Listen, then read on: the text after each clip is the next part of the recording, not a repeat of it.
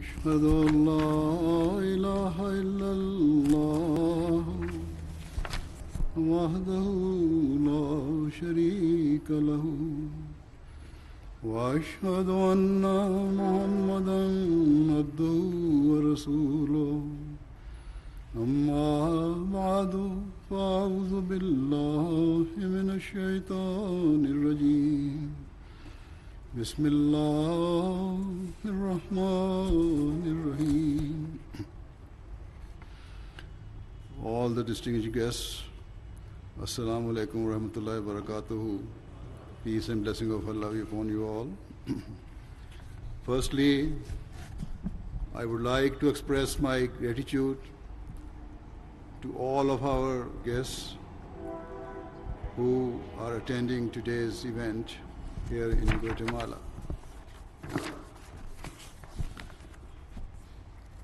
Undoubtedly, today is a source of great joy and delight for members of the Ahmadiyya Muslim community, as the very first hospital built by Humanity First in either Central or South America is being inaugurated. In this regard, we consider it to be an extremely significant and landmark occasion. Whilst Humanity First is an independent charity and has its own mandate and strategies, at the same time, it was originally founded by the Ahmadiyya Muslim community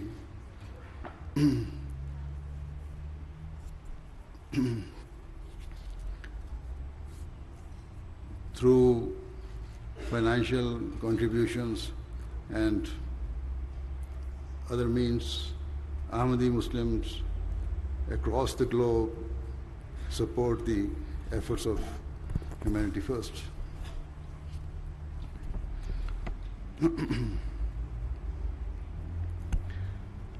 So that it can increase the scope of humanitarian project and further its reach. Thus, Humanity First has a deep and lasting connection with the Ahmadiyya Muslim community. And so today is not only a day of happiness for the members of Humanity First, but for Ahmadi Muslims worldwide. You may well be wondering why we have built this hospital. The answer is very simple. It has been built with purely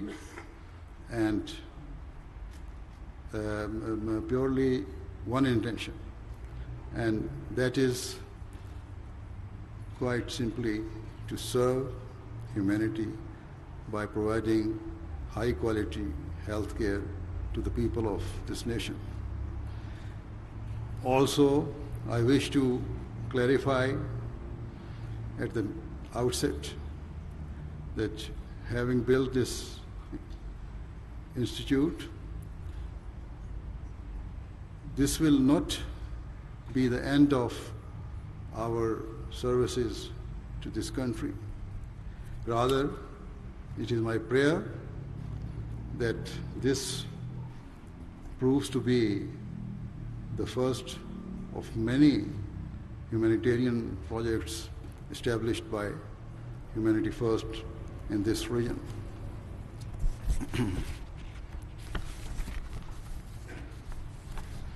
Indeed,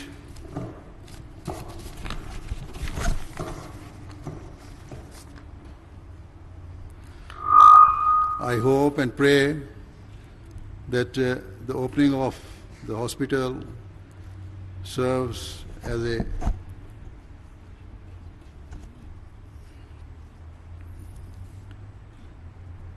a launch pad propelling Humanity First towards furthering their mission of providing relief,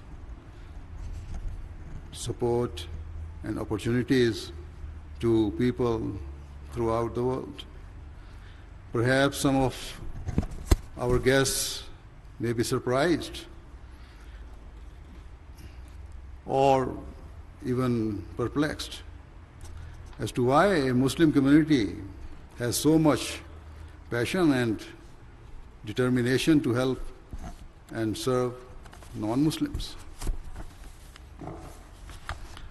To answer this question, I should explain that ever since its foundation, the Ahmadiyya Muslim community has always sought to be on the very front lines of serving humanity, whether it be directly through our own community's schemes, or through Humanity First, or through the support of other charities and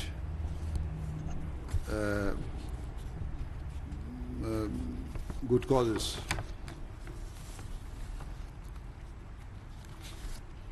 For example, over the past few decades, the Ahmadiyya Muslim community has opened many hospitals and schools across Africa, in which the local people are provided access to health care and excellent education, irrespective of their ethnicity, religion, or social background.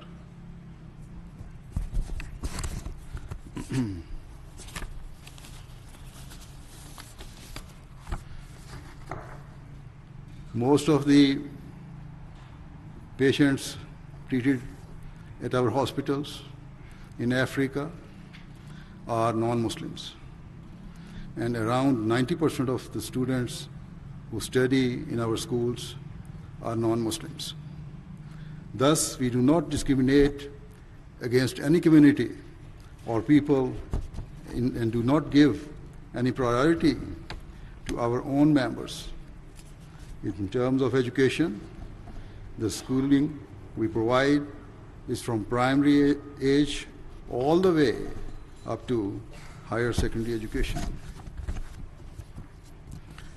Our objective is for all children to be literate and to have firm educational foundation upon which they can build their future lives. Furthermore, we also provide scholarships for talented students who otherwise would not have the means for higher studies, so they can fulfill their potential and build a better future for themselves, for their people, and for their nation. Accordingly, the Ahmadiyya Muslim community, whether directly or whether through Humanity First or otherwise, has a long history of serving humanity, of providing opportunities and offering comfort and help to people who are living impoverished lives. We seek no praise and no reward for such efforts because we are merely doing what our religion has taught us to do. Our motivation and our desire to serve others is driven entirely by the teachings of Islam.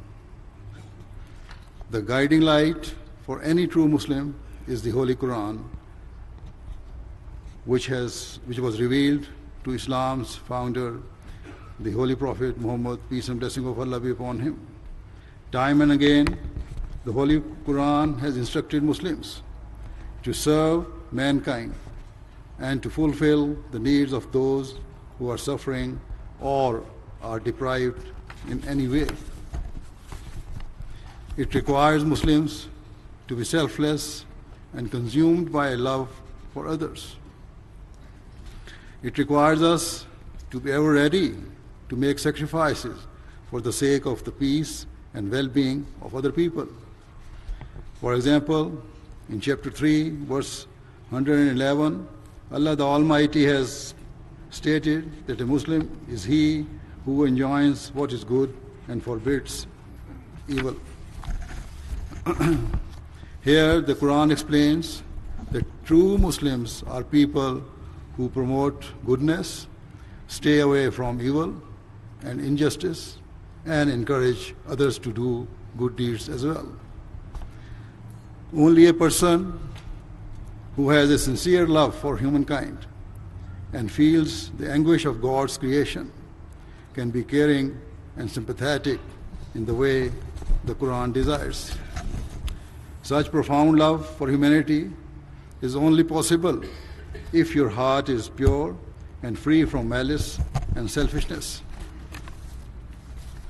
In chapter 2, verse 84 of the Holy Quran, Allah the Almighty instructs Muslims to speak kindly at all times, to be considerate of the feelings of other people, and to love and protect vulnerable members of society, such as orphans, children, or those living in poverty or destitution. Thereafter, in chapter 51, verse 20, the Holy Quran states that the hallmark of a true Muslim is that he should care for all of God's creation and should comfort and support those in need, whether they seek their help or not. Hence, it is not enough for a Muslim to wait until someone asks for help. Rather, it is his duty to recognize the suffering of others and to make whatever sacrifices are required in order to help them overcome their challenges or troubles. Further, in chapter 90, verse 15 to 17, Muslims are instructed to feed the hungry, to show empathy and love to orphans, and to help anyone in need, especially those mired in poverty and or who are defenseless and weak.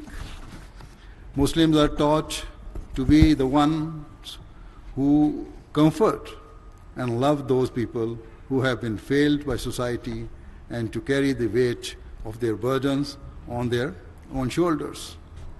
Muslims are duty-bound to help underprivileged people so that they can stand upon their own 2 feet and live with dignity and be freed from their desperate circumstances.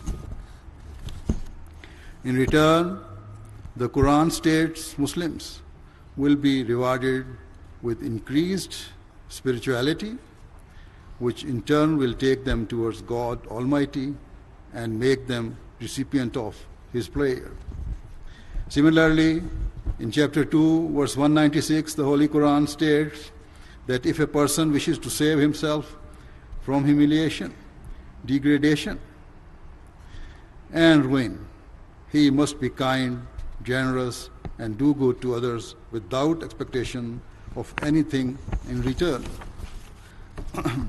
Chapter 4, verse 37 of the Holy Quran states that Muslims should care for their neighbors and reiterates that it is the duty of a true Muslim to fulfill the rights of the needy and orphans. It instructs Muslims to be benevolent and to treat anyone under their supervision with love, patience, and affection. For example, if a Muslim has a subordinate at work, they should treat him with kindness and generosity. Furthermore, in chapter 47, verse 39, the Holy Quran of the Holy Quran, Allah the Almighty instructs Muslims to spend their wealth for the sake of helping others. Those who are unwilling to do so have been declared as niggardly, and Quran states that such miserly ways are not liked by Allah and are a means of darkening a person's soul. All these verses I have quoted emphasize the fact that if Muslims desire to attain the love of Allah, the Almighty, they must first show love to creation of God. The verses clearly illustrate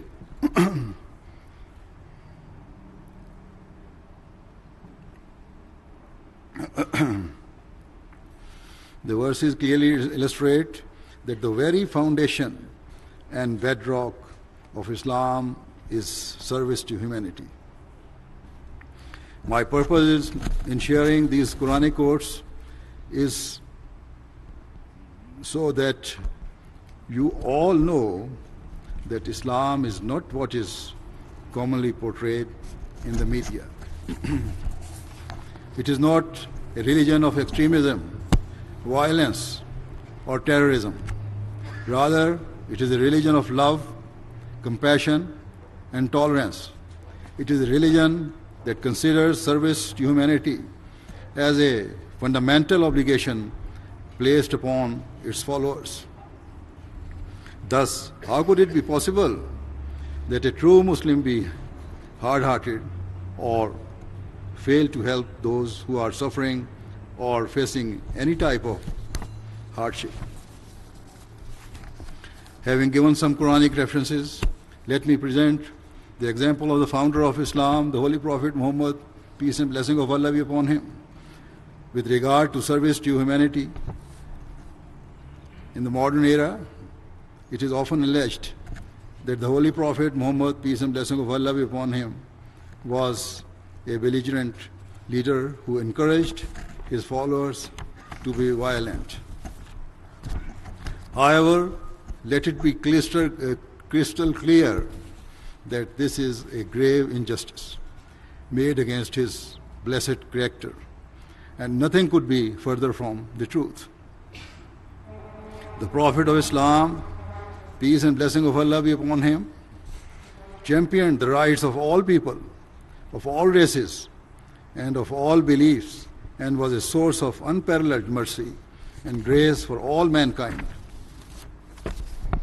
From every pore and fiber of his being gushed forth an eternal spring of love and compassion for humanity. For example, on one occasion, the Holy Prophet Muhammad, peace and blessing of Allah be upon him, said, "I am with the weak because aiding the weak and poor is the means of reaching Allah, the Almighty." Furthermore, the Prophet of Islam, peace and blessing of Allah be upon him, taught that the Almighty Allah was most pleased by those who helped the poor, who filled their empty stomachs, and who arranged medical treatment for them. Hence, if a person claims to be a true Muslim, it is his obligation and overriding duty to assist all those who are facing difficulties and to strive to alleviate their distress and heartache. In the modern era, the person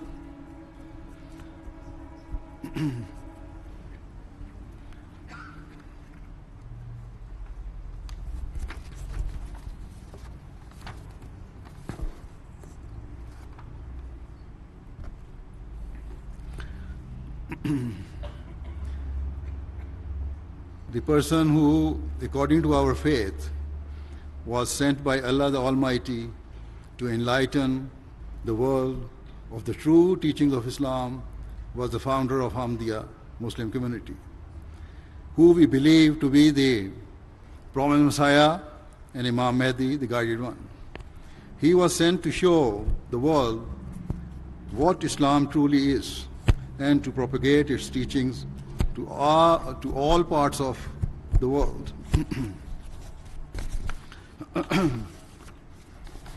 Where he came to enlighten non-Muslims about Islam, he also came to reform the Muslims themselves, who had forgotten the original teachings of their faith, and bring them back towards the Islam taught by the Holy Quran and the Holy Prophet, peace and blessing of Allah be upon him. Above all, he constantly drew the attention of mankind towards fulfilling both the rights of God Almighty and of one another.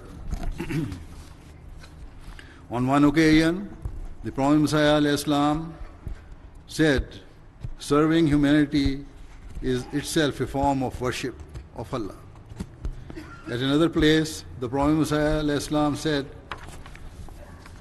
my state is such that if someone is in distress whilst I am engaged in the obligatory prayer and I hear their grief, it is my ardent desire to break the prayer and try to help that person and to shower them with as much love as possible. The Prophet Messiah, peace and blessing of Allah be upon him, further said, to fail to help a brother in their time of need or difficulty is utterly immoral and wrong. Furthermore, the Prophet Messiah ﷺ said that if a person did not have the material means to help someone struggling or facing difficulties, they should at the very least fervently pray that Allah the Almighty remove their problems.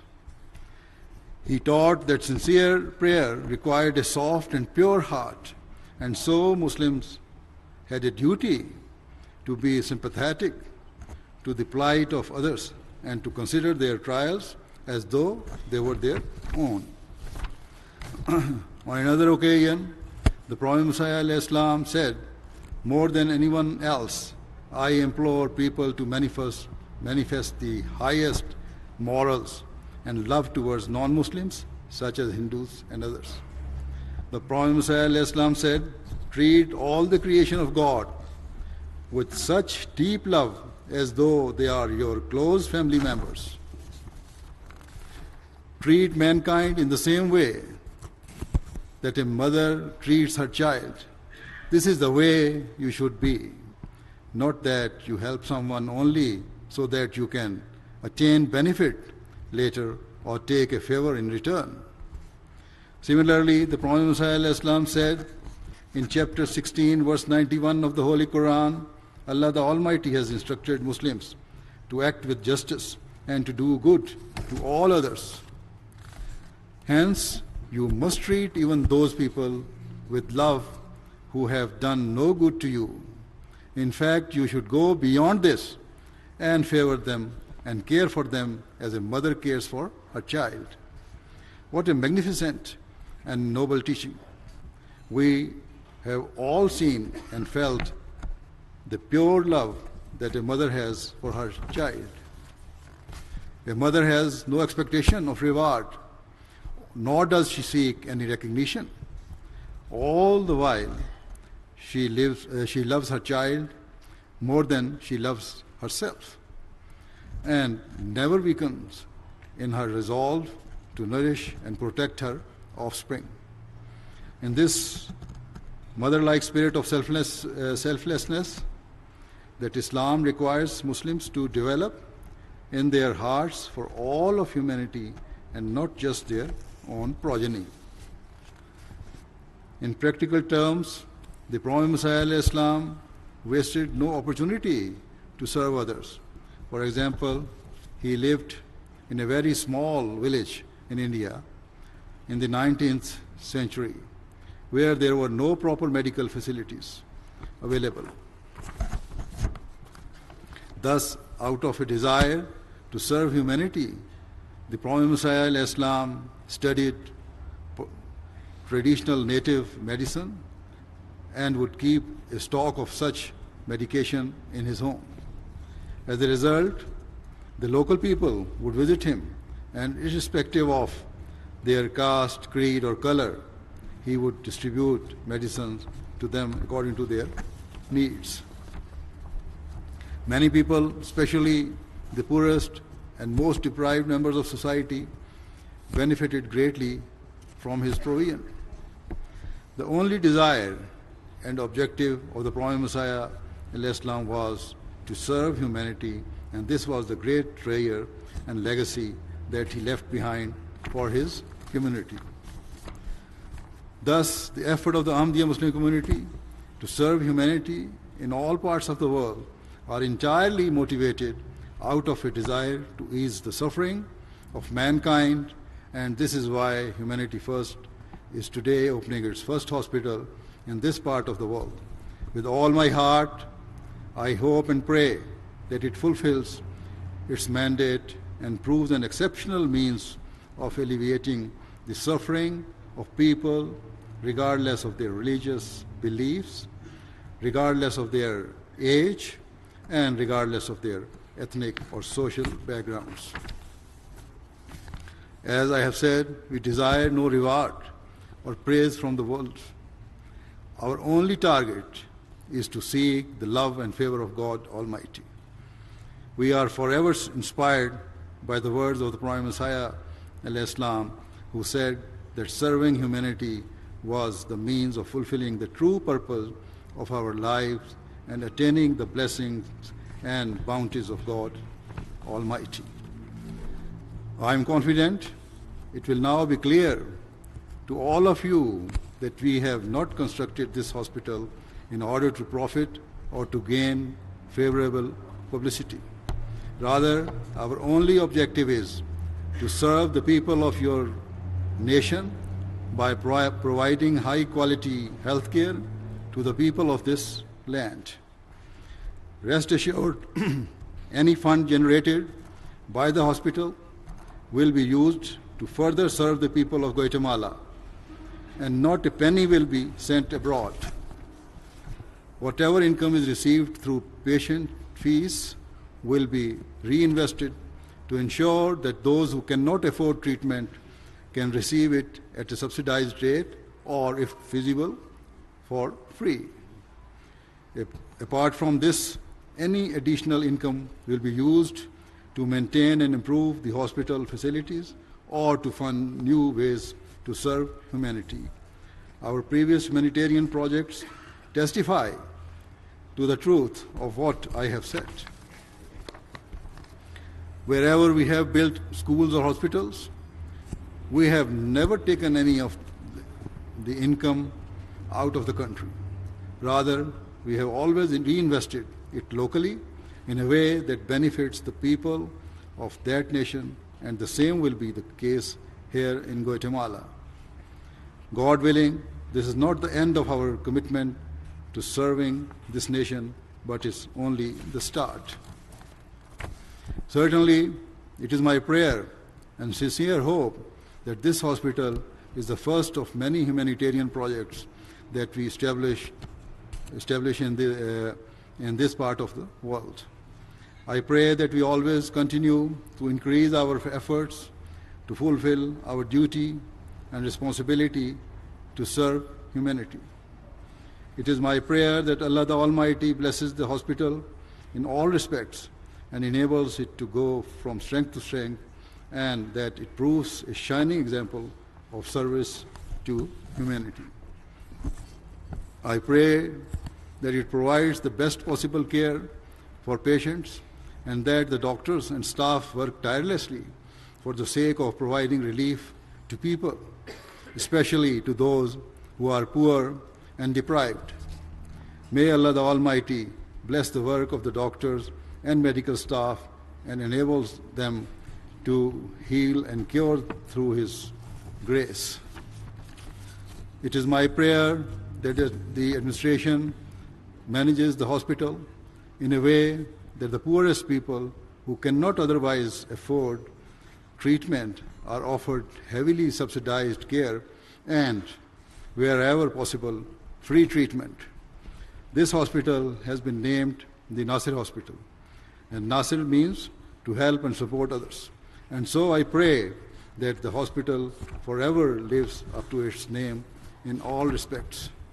I pray that it develops into an outstanding institution known for its high caliber and above all for its unrelenting commitment to helping the most vulnerable members of society. At the end, I pray that all people, irrespective of religion, race, or ethnicity, join together in the service of humanity and work towards the betterment of society with the spirit of love and cooperation. Today's world has become like a global village, as every nation is now interconnected and the means of communication are instantaneous. As a result, more than ever before, it is the duty of all humankind to foster a spirit of brotherhood and mutual love amongst the people of all nations and of all beliefs. Regrettably, the sad truth remains that instead of elevating our standards of love and compassion, the opposite is proving true. Selfishness, greed, and culture of me is prevailing across the world and across society. Thus, I pray with all my heart that mankind forsakes greed and forgoes the pursuit of narrow self-interest and instead comes to recognize the importance of protecting all of humanity and of showing kindness, compassion, and love to God's creation. I pray that a spirit of service to humanity takes permanent root in society so that we protect our future and leave behind a better world for our children and coming generation to live in. May Allah the Almighty enable all of us to fulfill our responsibilities in this regard. Ameen. With these words, I would like to once again thank all of our guests for joining us at today's event. Thank you very much.